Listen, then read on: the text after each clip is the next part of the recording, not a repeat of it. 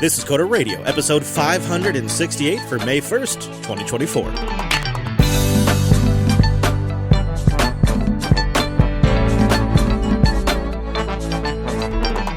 Hey friend, welcome in to Jupiter Broadcasting's weekly talk show. It's taking a pragmatic look at the art and the business of software development and the world of technology. Joining me right now from his time machine, it's our host, Mr. Dominic. Hello, Mike. Do we all have mustaches in this timeline? Yeah, and I'm twirling mine right now. Twirling mine in response to egregious actions taken by the FTC, and my big business mustache will find a way to fight this.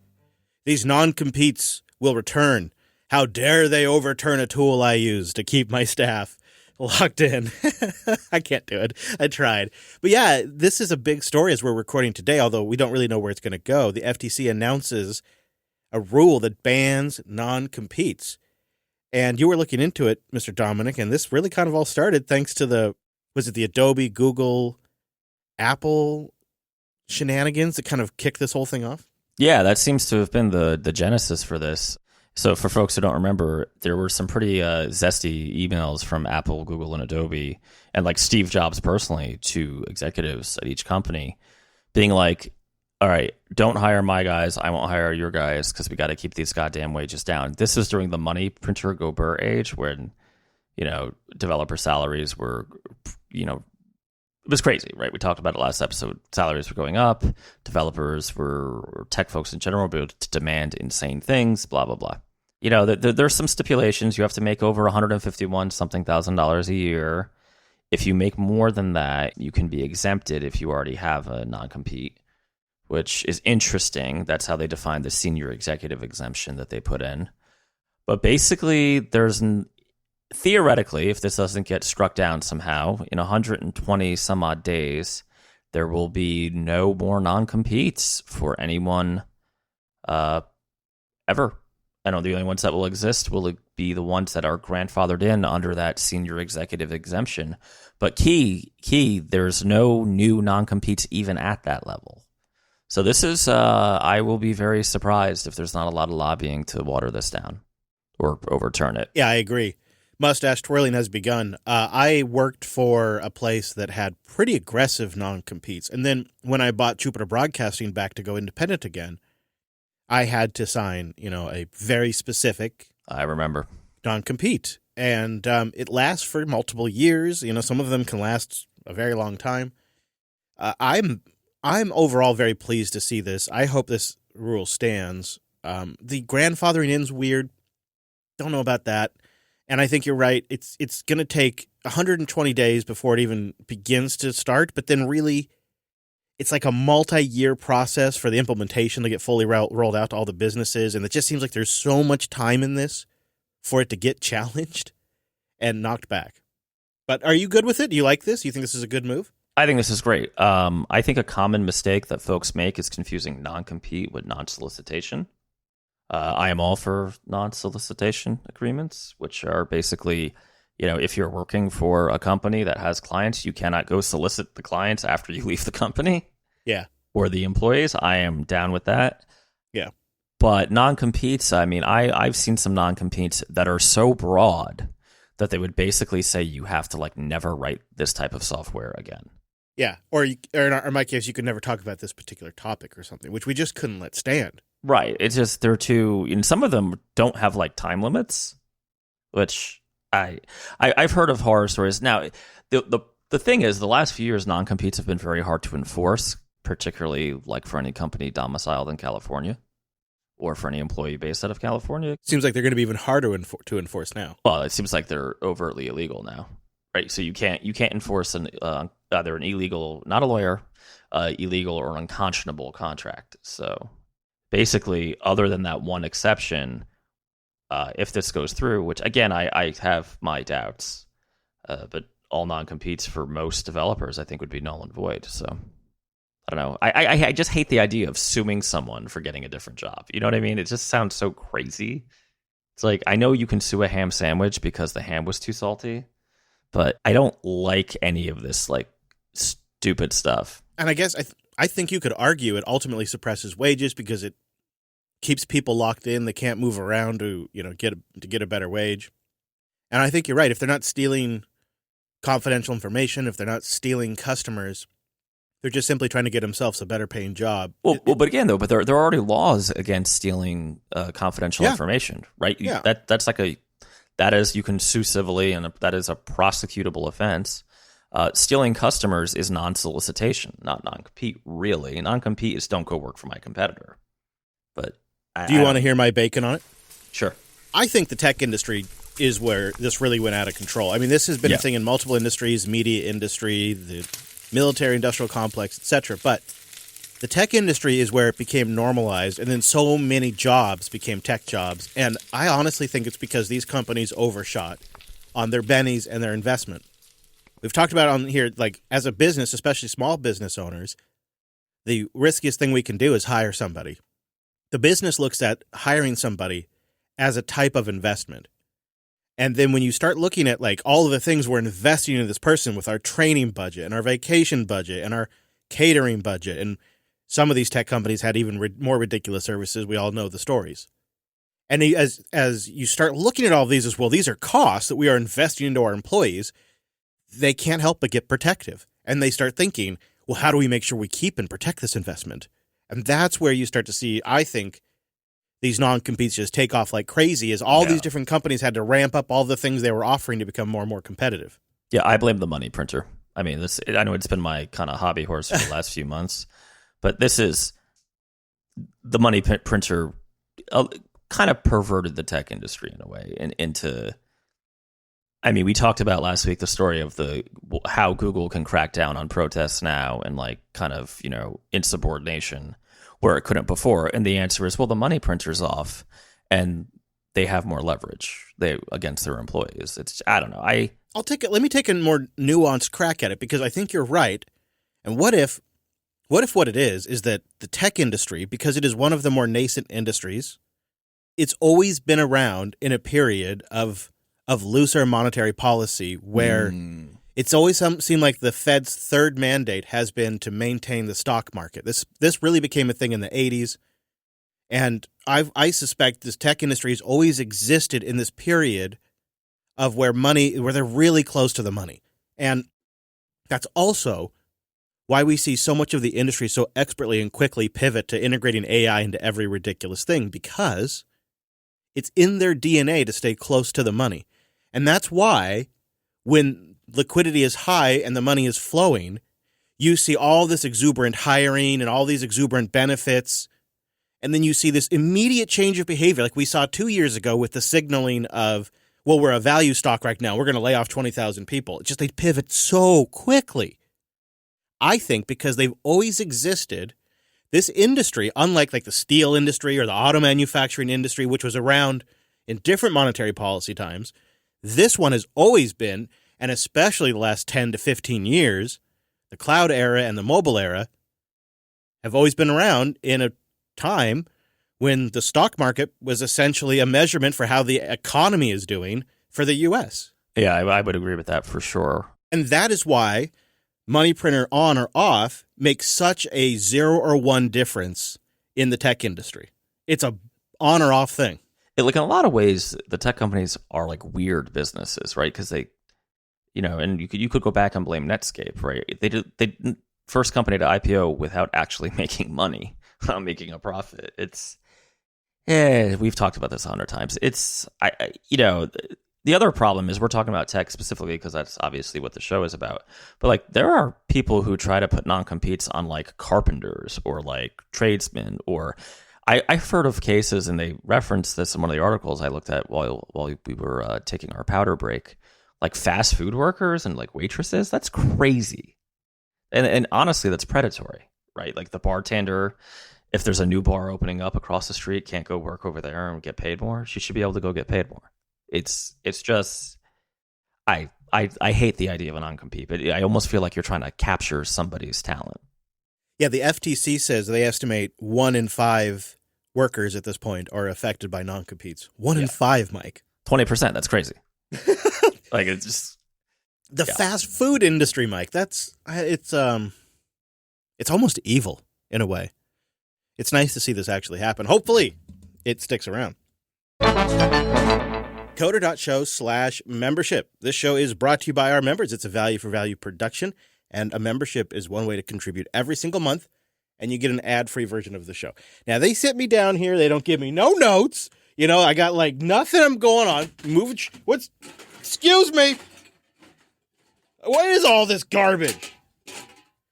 And I got, no notes. I got nothing here. All I know is they got a promo code. I don't know how many redemptions are left. I don't know how many people signed up because I'm recording early this week. I don't know how they want me to make this work. I don't know who they is. It's really all kind of my fault. But I do appreciate the members. We are right now absolutely ad-free. So I guess when I say there's an ad-free version of the show, you just wouldn't be hearing this part right now. But in the future, when we get advertisers, it'll happen.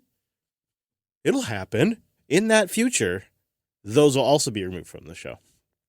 When we do the Coder QA, we've been a little buried under a pile of garbage at the moment, but when we do the Coder QA, you also get that as a member as a way of saying thank you. Promo code Darth Jar Jar. There's, I don't know, limited redemptions. I don't know how many. Okay, I'm in the future right now. If I were to tell you, it would alter your future, thus destroying the future I exist in, and then there would be no show. You see?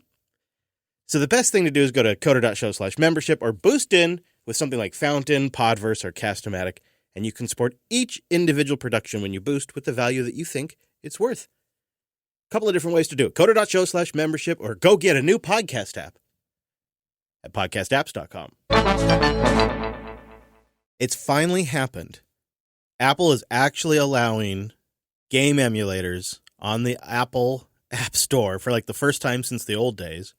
It's called Delta. It was originally available on the Alt Store, but new terms and all of that mean that it is now available in the U.S. App Store. And how would you describe it, Mike? It's like it's not just a Nintendo emulator, but it's a hell of a Nintendo emulator. So beautiful. It's a really good app. I have to confess, I've been so one. I just bought an analog pocket and spent a ton on Game Boy Advance, Game Boy Color games. And of course, I should have known that my doing that would trigger something in Tim Cook's heart to make him allow emulators, which I have been sideloading, let's say, for years.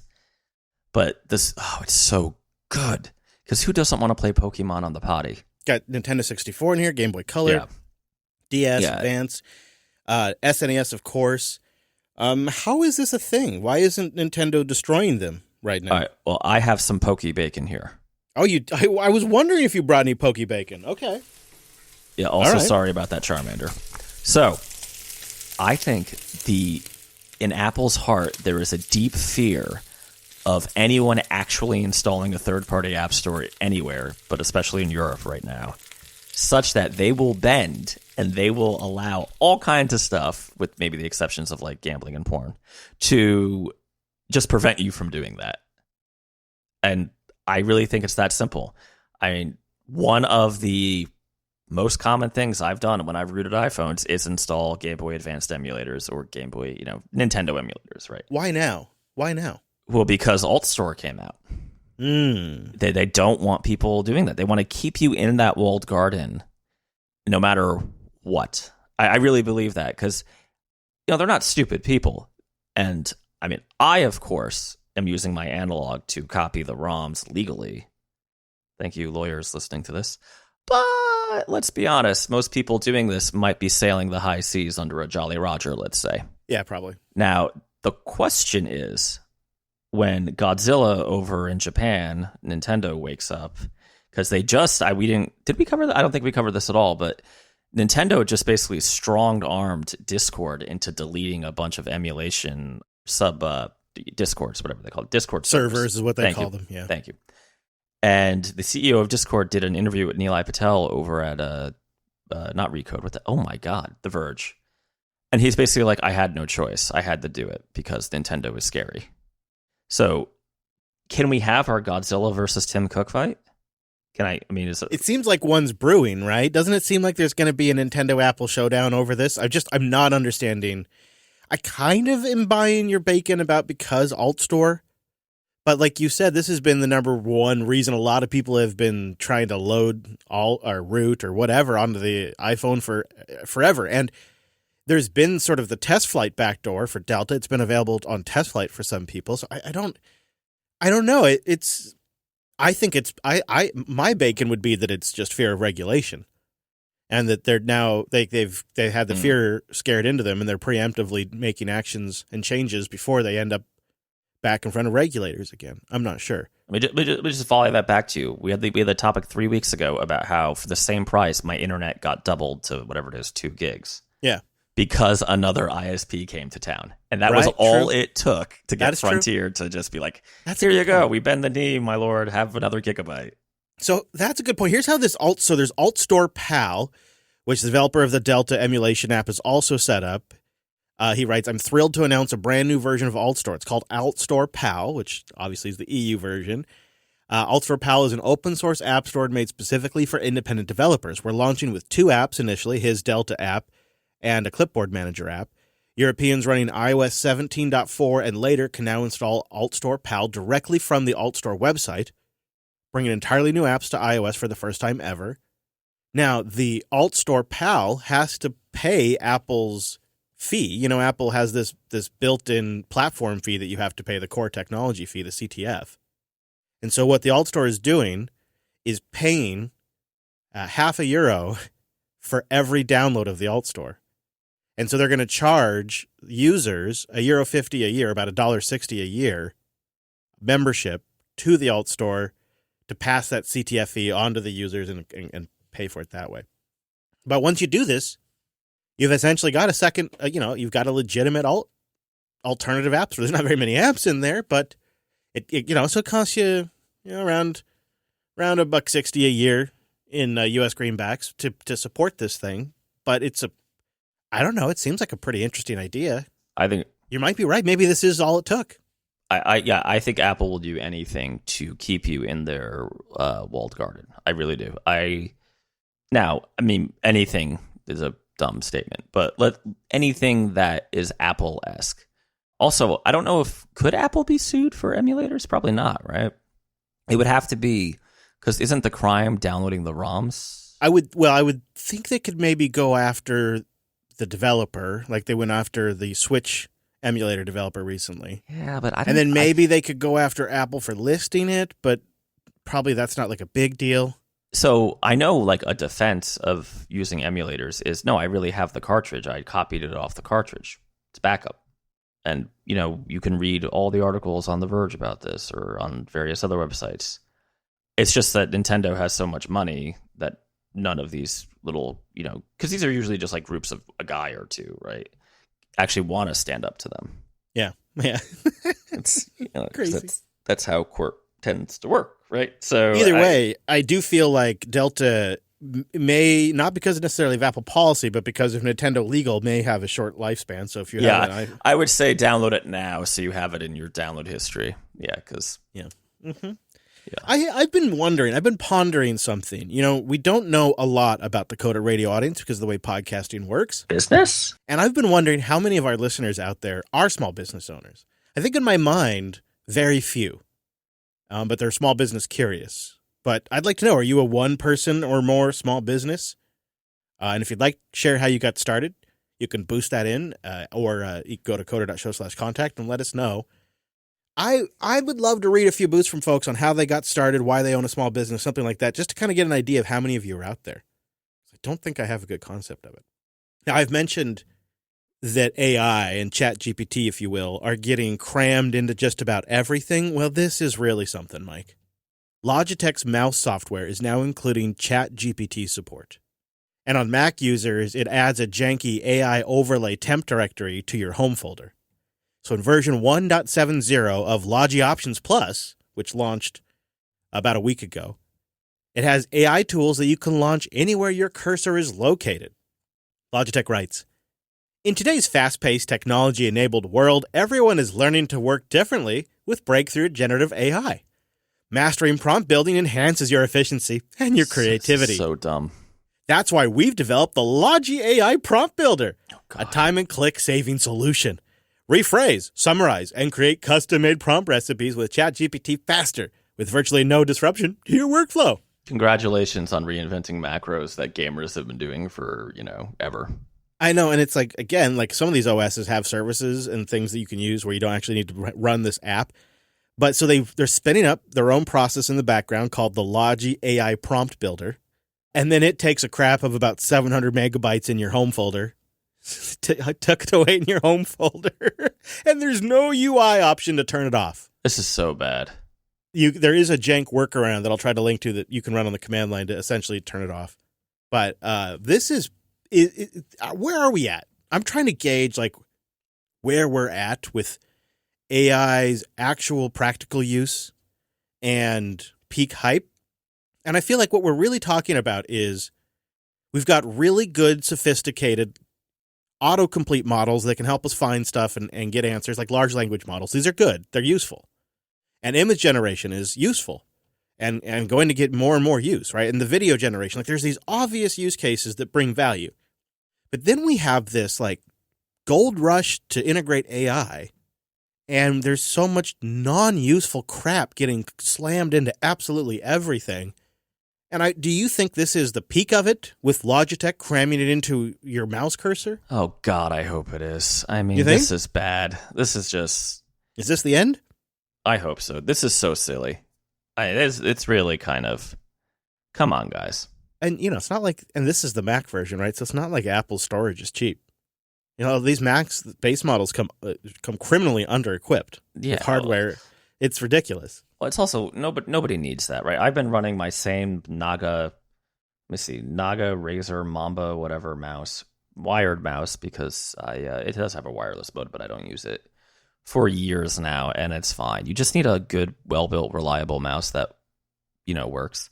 Also, you can totally. There's 2 side buttons and 2 like little buttons on top, in addition to the regular mouse buttons, that you can totally program up right built into Mac, and it works on Linux too. So then Windows, of course, and their app, if you want to use it, which you don't have to on Mac or Linux at least, doesn't take nearly that much space or memory. So I hate the whole thing. This is crap. I don't like loading their software. I know the internet recommends SteerMouse, I think, for the Mac, which is sort of an alternative, right? I don't want to ever have to load software to use a mouse. If the mouse requires that, it better have something really, really slick. You don't need it. Like even with the Razers, the ones I use, it's you only need to load their app if you want to change like the color rotation. Yes, or that's it. Right. So, which I never do. So. And some of the mice, I forget which one my kid has, but it's like one of these RGB mice that's pretty popular gaming mouse. There's like a command line utility you can download on Linux and just pass them, and it's like you run it once, pass some commands, and the mouse stores it, and then you don't have to run it again. That's what Oh, wouldn't that be nice? It would be. It would be. No, when I switch over to Windows with this mouse, it somehow forgets the Windows settings for the speed. So it's 400 miles per hour. That's all. I'm just pitching. Stay a while and listen. We got a couple of emails into the show I wanted to cover. The first one came in from Max, who's looking for a learner language. Kind of in response to listener Jeff. He says, I'm a longtime JB listener since about 2012. I'm also a member. He says, while listening to Coda Radio 565 towards the end when Chris and Mike were talking about kids going into trades instead of tech, I really related with Chris when he said his comment about no rules against changing careers later. For myself, it's just that I got into the plumbing union right out of high school back in 2009. I've always loved tech, and I got into Linux virtualization, containers, and self-hosting in my free time. But now, well, life is going. I'm starting to think at age 33, maybe the trades aren't what I want out of a career, and I'm looking at tech, specifically a DevOps career. So in my free time, I continue tinkering and learning on my home lab cluster, but I figure it's probably time to know some things and get some basic programming languages figured out. What are your opinions on a language to start digging into or learning? I have been looking at Python or Go, but I'm really curious to know both of your thoughts. Sincerely, Max. Yeah, I would suggest Python. Yeah, I thought so too, right? Hang on. You did not read his postscript. I'm sorry. Hey, whoa. You're not sorry. I know you're not sorry. Can you please read the postscript? All right. Max continues, P.S. Jar Jar forever. Misha love it. I says, keep up the great show. All the JB shows are the highlight of my commute every day. Always trying to put Jar Jar down. I don't want to fuel a fire. No, yeah, Thank you, Matt. Python's a great choice because you can do it's so versatile, and there are lots of jobs that you can get in it.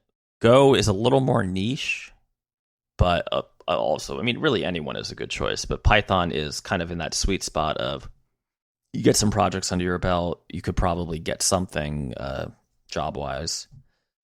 You might. The problem is now, like we talked about last week with the dude who was also in the trades, you may be taking a pay cut, depending.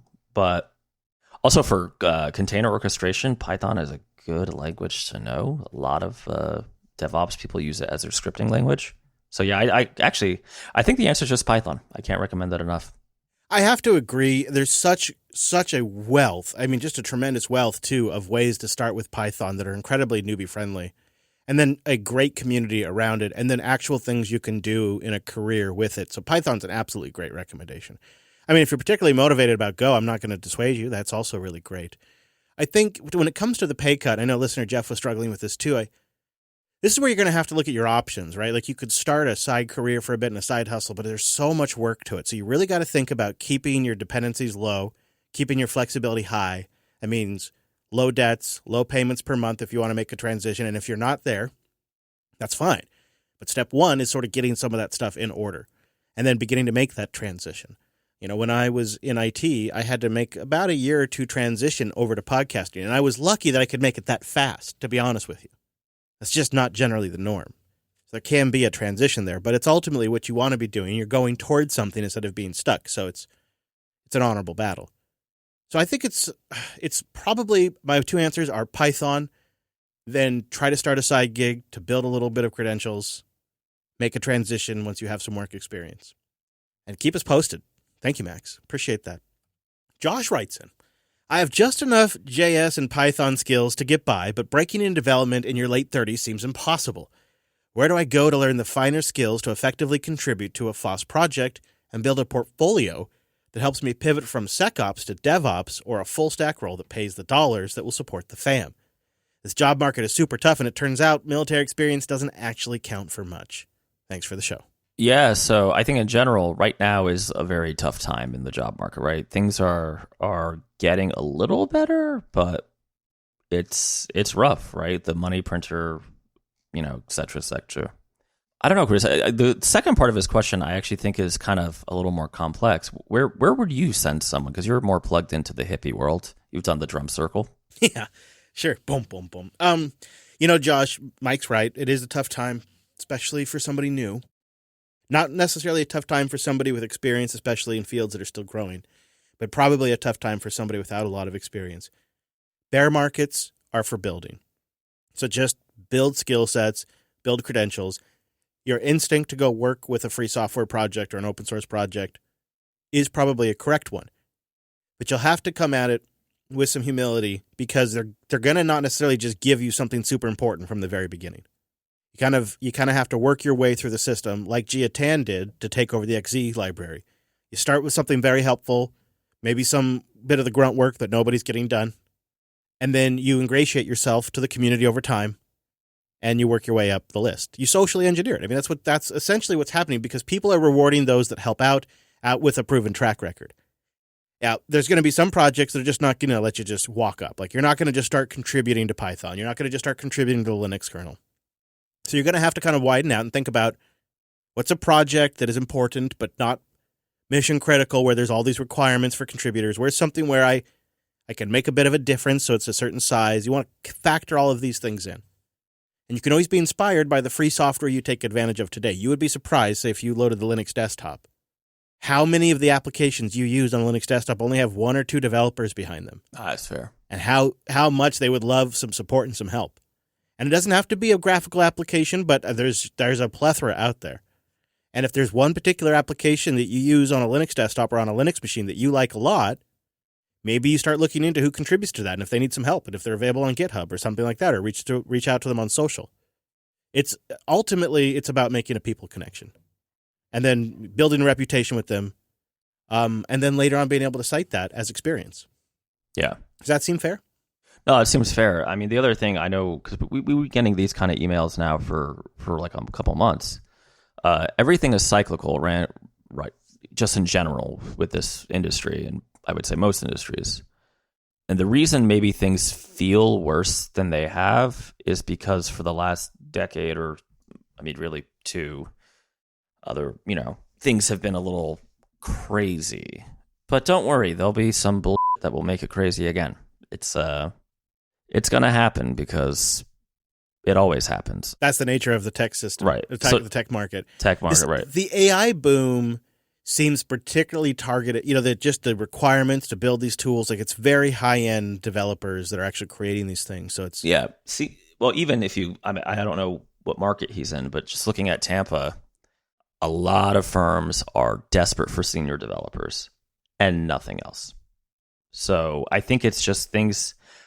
I mean, maybe we could blame the explosion of what do you call those boot camps a little bit here, because there's like a weird glut of like, especially like Node developers down. This might be a regional thing because there was like a couple prominent boot camps where they just kept pumping out Node devs that were kind of super junior. I don't know, maybe I'm being mean, but no, I agree. It's all cyclical, and unfortunately, the getting a start is kind of right now hard, but I would still suggest what Chris said, and maybe, you got to build. This is the time to build up skills, because you know what, whatever the next big thing is going to be, it's probably going to be something that builds off of. It's definitely going to be something that builds off core skills of like organizing your code, knowing how to work with a group of people in terms of pull requests and code review and stuff like that. And I would almost, again, going back to the last writer, I'd almost guess that it will be very web or Python oriented, which Python is also web, right? Yeah, and in the case of Josh, it sounds like he's already got some basic Python skills. Yeah. So what an opportunity to start expanding on that. Oh, and the comment he wrote about military, his records don't help that much. They do for certain organizations. You just have to have some experience, right? Yeah. So once you get out of that first transitional job, things will really open up for you. I agree. And that military service will matter more to certain companies, and that can be part of your selection process too. When you've got your next job, think of it as your starter job. Yeah. And and you start, then you'll have the luxury to kind of shop, and you can look for companies that actually take that into consideration. Yeah, because a lot of companies actually like want it actively, and some even require it to some level. So I mean, if you could find a small company that, even if it's like not exactly the kind of work you want, but get the year, 2 years of experience and jump ship. I'm usually the ship they're jumping from, right? Because we hired people. We keep only the senior people, but every boom cycle, I tend to scale up and hire a bunch of folks either transitioning from other industries or coming out of college or something like that. And they're good for like 2 years, and then they bail out and they go, Yep. Indeed. I feel like sometimes it's been this story for JB as well, but just in the media. We're kind of the starter, train them and get them. We're the MBA program, right? We're the 4 boosts to go. Now, we actually don't have any fresh boosts for this episode because we're recording ahead. The date that we're recording is actually April 23rd, 2024. Don't tell them our secrets. I know. But that does mean we'll be collecting your boosts, so we'll have an opportunity to read them in the next episode. So please do boost them in, because the next one will be a fresh one, and we'll get them all in there. I want to give a shout out to the Fountain team, who's been working with us to incorporate lots of your feedback to make the app even better, and they've been shipping those fixes in the most recent releases. If you haven't tried Fountain for a while, fountain.fm keeps going from strength to strength. And podverse.fm is the GPL cross-platform podcasting 2.0 app that lets you listen on the web or mobile, which I think is fantastic. Mr. Dominic, anywhere you want to send the good people before we get on out of here? As always, alice.dev, let me move your data or automate your stuff, especially if you're using SharePoint, because I apparently made a deal with Satan, and Satan's name is Satya Nadella, and I have to live in SharePoint forever now. Also, if you want to read fun blog posts, by the time this comes out, I should have yet another blog post for teaching kids coding at dominicm.com. I love it. I think SharePoint might have been one of the things that chased me out of the IT industry. I cry every night. Links to what we talked about today are at coder.show/568. Our feedback form is over there. And don't forget, we also want you to boost it and tell us if you own a small business, if it's just yourself or more, and why you started it. A little audience survey. I'd love to know the insight. You can also find our RSS feed at our website and our live page, because we will be live next Tuesday at noon Pacific, 3 p.m. Eastern at coder.show/live. Thank you so much for joining us on this week's episode of the Coder Radio program. See you back here next week.